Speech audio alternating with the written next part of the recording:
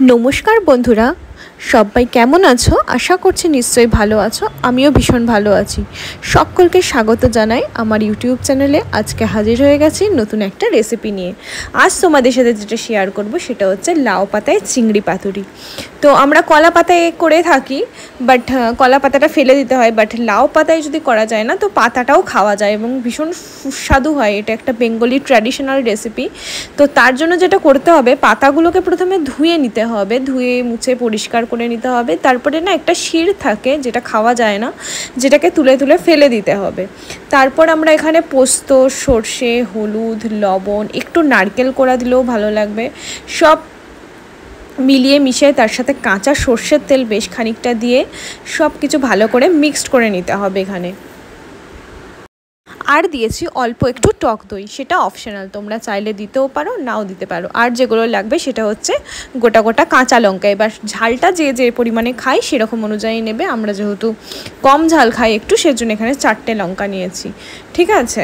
আর মাছগুলো কাঁচাও করতে পারো, ভেজেও করতে পারো, বাট আমাদের যেহেতু আগের দিন থেকে ভাজা ছিল, হালকা ভাজা ছিল, মানে হালকা ভেজে ফ্রিজে রেখে দিয়েছিলাম, তো ওইটা দিয়েই আমরা করছি। বাট কাঁচা করলেও ভালো টেস্ট হবে, ভাজা দিয়ে করলেও হবে, সেটা নিয়ে কোনো সমস্যা নেই। তবে পাতুরির ক্ষেত্রে কাঁচাটাই মানে পারফেক্ট হয় আর কি।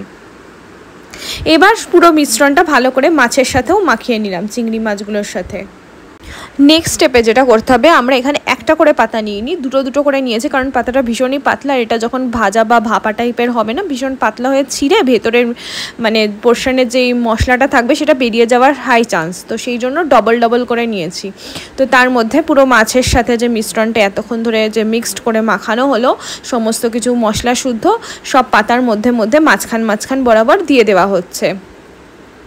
আজকাল মানুষের হাতে সময়ও কম, তাই এই সব রেসিপিগুলো সাধারণত পুরনো যুগের মানে ঠাকমারা দিদারাই বেশি বানাতেন। তো আজকাল সেভাবে বানানো হয় না সবার বাড়িতে, খুব কমই হয়।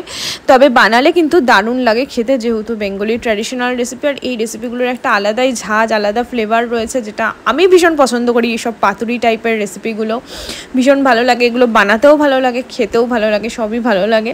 তো এইবার যেটা করতে হবে সেটা হচ্ছে খুব ভালো করে পাতাগুলোকে মুড়ে ভালো করে ফোল্ড করে সুতো দিয়ে দিয়ে বেঁধে দিতে হবে। প্রত্যেকটা পাতাই মাছের সাথে এরকম একই পদ্ধতিতে বেঁধে নেওয়া হচ্ছে। তো ততক্ষণ তোমরা কমেন্টে জানাও কে কোথা থেকে আমার ভিডিওটা দেখছো এবং কার কার পাতুরি খেতে ভালো লাগে, এবং চিংড়ি মাছ না ইলিশ মাছ না ভেটকি মাছ, কোন মাছটা বেশি খেতে ভালো লাগে, কোন মাছের পাতুরি বা ভাপা, তো সেটা আমাকে অবশ্যই কমেন্টে জানিও।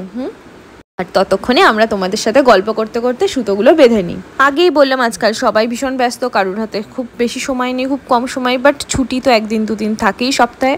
সেই দিনটা যদি আমরা ছুটির দিনটা এরকম একটা রেসিপি বানিয়ে ভাতের সাথে খাই, মানে পুরো ছুটিটা এবং সারাটা দিন বেশ ভালোভাবে জমে যাবে এবং খাদ্যরসিক বাঙালি সেটা উপভোগও করতে পারবে। এই কাজগুলো কিন্তু ভীষণ সাবধানে করতে হবে, কারণ রান্নার মাঝখানে যদি পাতাগুলো খুলে যায় তাহলে পুরো ব্যাপারটাই একদম মানে চটকে যাবে।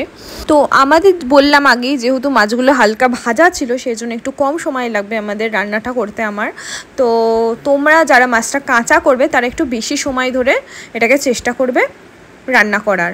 তো এবার কড়াইতে দিয়ে দিলাম, কড়াই বা ফ্রাইং প্যান যাই হোক, সেটা দিয়ে দিলাম সর্ষের তেলটা। যেহেতু পাতুরি টাইপের, তো সর্ষের তেলে করলে বেশি একটা ঝাঁঝালো ফ্লেভার আসবে। তো এটাকে এবার আস্তে মানে একদম লো ফ্লেম করে দিতে হবে, আর আস্তে আস্তে করে মানে সব দিয়ে দিলাম জিনিসগুলো, দিয়ে এবার ঢেকে ঢেকে ঢেকে ঢেকে রান্না করতে হবে এবং খুবই কম সময় লাগবে। আমাদের 5 থেকে 10 মিনিটের মধ্যে হয়ে গেছে, বাট যাদের মাছটা কাঁচা থাকবে তাদের একটু বেশি সময় ধরে করতে হবে। এবং একটা পিঠ হয়ে যাওয়ার পরে আর একটা পিঠ করে নিতে হবে, কিন্তু পাতাগুলো মানে পুরোপুরি যাতে পুড়ে না যায় সেটাও খেয়াল রাখতে হবে। যেহেতু পাতাগুলো আমরা খাবো, কলা পাতা হলে কি ফেলে দেওয়া যায়, বাট এটা যেহেতু আমরা মানে ভাতের সাথে মেখেই খাবো, মানে দারুণ টেস্টি লাগে। যারা খায়নি তারা অবশ্যই খেয়ে দেখো।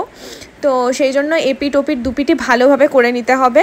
তো আমাদের এটা কমপ্লিট হয়ে গেছে, আমরা এবার তুলে নিচ্ছি। এটা সার্ভ করার জন্য রেডি হয়ে গেছে। তেলটা কিন্তু বুঝে দিতে হবে, খুব কম হলেও হবে না, খুব বেশি হলেও হবে না। আর কত পরিমাণে কোন ইনগ্রিডিয়েন্টস দিয়েছি সেটা আমি ডেসক্রিপশানে দিয়ে দেওয়ার চেষ্টা করব, তোমরা অবশ্যই চেক করে নিও।